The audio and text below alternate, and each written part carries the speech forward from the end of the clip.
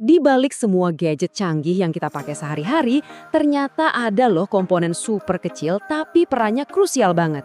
Dia ini kayak satpam atau penjaga gerbang tak terlihat, namanya dioda. Nah, hari ini kita bakal kupas tuntas rahasia si kecil-kecil cabai rawit ini. Coba deh saya tanya, katup satu arah apa sih yang bikin dunia kita berputar?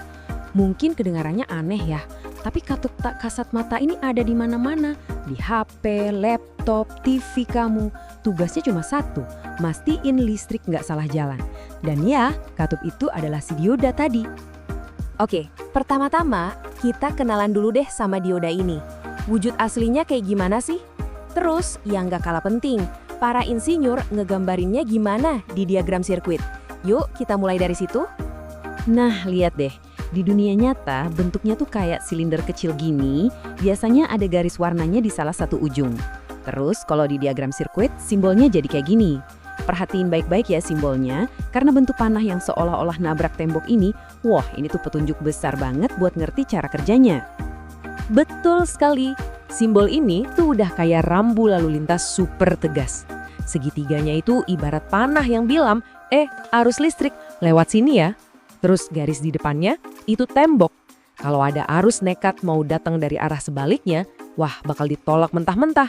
Pokoknya, ini aturan main utama dioda. Oke, jadi kita udah sepakat ya. Ini tuh jalan satu arah. Nah, setiap jalan kan pasti punya titik awal sama titik akhir kan? Sekarang, kita kasih nama deh buat kedua ujung jalan ini, istilah kerennya di dunia elektronik. Kita bakal bahas soal anoda dan katoda. Setiap dioda itu punya dua kaki atau terminal, anoda dan katoda. Gampangnya gini, arus listrik itu masuk lewat anoda, nah terus keluarnya lewat katoda. Persis ngikutin arah panah di simbolnya. Oh iya, ingat kan garis di badan diodanya?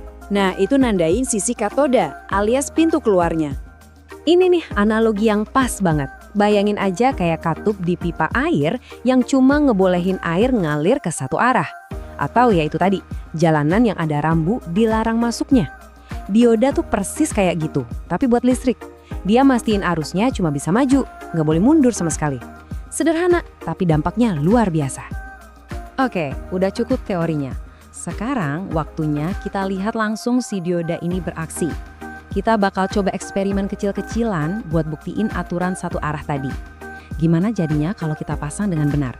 Dan apa yang terjadi kalau kita sengaja pasang kebalik? Penasaran kan? Yuk kita lihat. Oke, fokus ke gambar kiri dulu. Anodanya kita sambungin ke kutub positif baterai.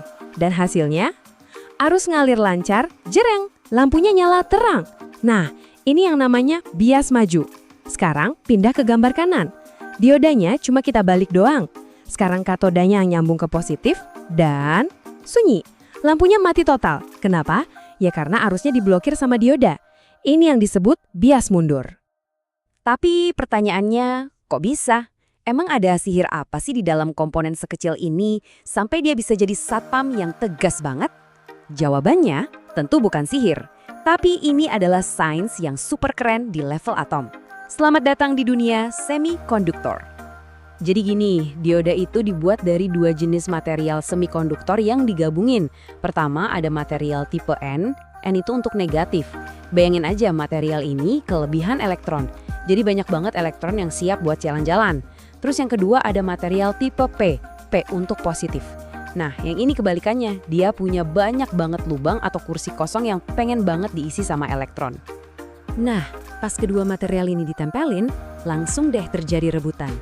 Elektron dari sisi N yang hiperaktif itu langsung lompat buat ngisi kursi kosong di sisi P pas di perbatasannya.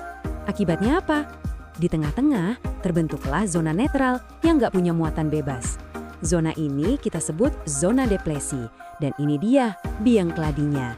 Inilah si penghalang atau tembok tak terlihat itu. Tembok penghalang ini nggak bisa dilewatin gitu aja. Elektron butuh tiket masuk biar punya energi buat ngelewatinnya. Nah, tiket ini bentuknya adalah tegangan listrik. Buat dioda silikon yang paling umum, harga tiketnya itu sekitar 0,7 volt. Kalau tegangannya udah cukup, baru deh temboknya roboh dan arus bisa lewat. Dan ini nyambung banget sama percobaan lampu kita tadi. Waktu bias maju, tegangan listriknya seolah-olah ngedorong elektron dan lubang buat ketemu. Bikin si tembok penghalang jadi tipis dan akhirnya arus bisa lewat. Sebaliknya, pas bias mundur, tegangannya malah narik elektron dan lubang saling menjauh. Akibatnya, tembok penghalangnya jadi makin tebal, makin lebar. Mustahil buat ditembus. Oke, kita sekarang udah ngerti cara kerja si penjaga gerbang ini. Keren kan? Tapi, terus buat apa? Apa sih tugas utamanya di dunia nyata? Well, ternyata dioda ini punya satu misi super penting. Saking pentingnya, hampir semua gadget modern kita nggak bakal bisa nyala tanpanya. Yup, kita bakal ngomongin soal mengubah arus AC jadi DC. Ini dia intinya. Listrik yang keluar dari stop kontak di rumah kita itu jenisnya arus bolak-balik atau AC. Arusnya tuh liar, bolak-balik maju mundur terus. Padahal gadget kita butuhnya arus searah atau DC yang alirannya tenang dan stabil ke satu arah aja. Terus gimana cara ngubahnya? Tentu aja pakai dioda. Sifatnya yang cuma ngizinin arus lewat satu arah bikin dia jadi alat yang sempurna buat menjinakkan arus AC yang liar itu jadi DC yang tenang. Proses ini namanya penyearahan. Terus di mana kita bisa nemuin proses ini? Jawabannya di mana-mana. Coba dilihat charger HP atau adapter laptop kamu. Tiap kali kamu colokin itu ke listrik, di dalamnya ada rangkaian dioda yang kerja keras, ngubah listrik AC dari tembok jadi DC, biar bisa nge-charge baterai gadget kamu. Semua alat elektronik yang dicolok ke listrik tapi punya baterai, pasti pakai dioda. Tentu aja, dioda itu ada macam-macam. Ukurannya beda-beda tergantung seberapa besar arus yang harus dia tangani. Nah, buat proses penyearahan yang lebih bagus dan efisien, para insinyur biasanya gabungin 4 dioda jadi satu.